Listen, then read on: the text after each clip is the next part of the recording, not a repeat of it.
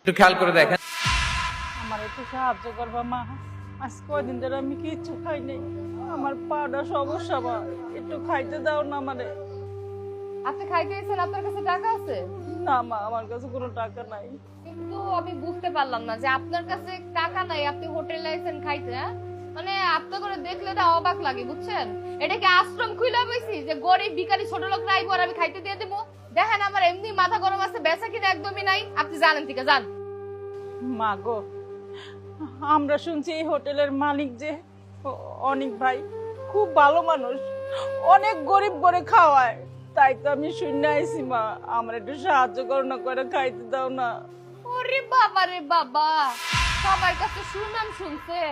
আরে ফকিন্নিরা এসে খায়া গেছে আর ফকিন্নিরা এখন পুরো শহরের মধ্যে বইলা বইলা বেড়াইতেছে, তাই না? হ্যাঁ, এই অনেক বাইরে যে আমি এতবার কইছি এই হোটেলের মালিক রে যে আপনি এরকম ফকিন্নি করে খাওয়ায়েন না, আপনি নিজেই ফকিন্নি হয়ে যাবেন। এখন হেডাই হইতাছে, হ্যাঁ গরিব করে খাওয়াইতে খাওয়াইতে আর হ্যাঁ নিজের ইনকাম নাই, কয়দিন পরে বাটি নিয়ে হ্যাঁ রাস্তায় বইবো, বুঝছেন?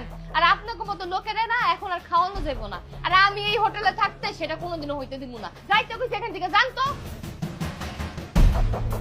কি ব্যাপার সুমাইয়া, এই মুরব্বির সাথে এত তর্কাতর্কি করছো কেন? কি হয়েছে? আরে অনেক ভাই, আপনি এসেছেন ভালো হইছে।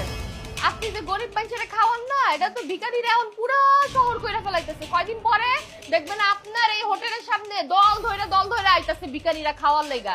আর এই ভিখারির বাচ্চারা আমি এতক্ষণ ধরে কইতাছি যে আমি অনেক মাগনা খাওয়াবো না, তাও আমার কথা শুনতেছে না, ওইখানেই খাইবো।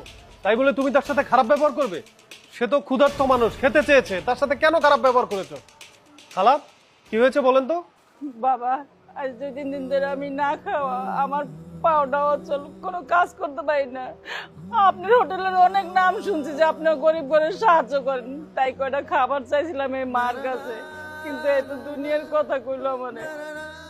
বুঝতে পেরেছি খালা। সুমাইয়া, আমি বলেছি না গরিব যত মানুষ আসে এখানে খেতে চায় তাকে খেতে দিবা? তাহলে কেন খারাপ ব্যবহার করো এখানে? তোমাকে এখানে বসিয়েছি কেন? আচ্ছা যাই হোক, খালা আপনি ভিতরে যে বসেন, আমি খাবার দিতে বলতেছি। আরে খারাপ, ভিতরে যাবো মানে? আপনি কি পাগল হয়ে গেছেন গা? আপনি ভুলে গেছেন যে আপনি কতগুলো টাকা ঋণ আছেন?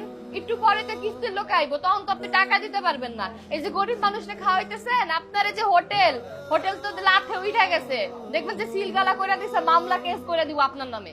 এই এত কথা বলতেছো কেন? আমার হোটেল, আমি কিস্তি দিতে পারলাম কি পারলাম না সেটা আমার ব্যাপার। এখানে কোনো গরিব এসে অভুক্ত থাকতে পারবে না। আমি অভুক্ত থাকবো কিন্তু গরিব থাকবে না। খালা আপনি ভিতরে যান, আমি খাবার দিতে বলতেছি।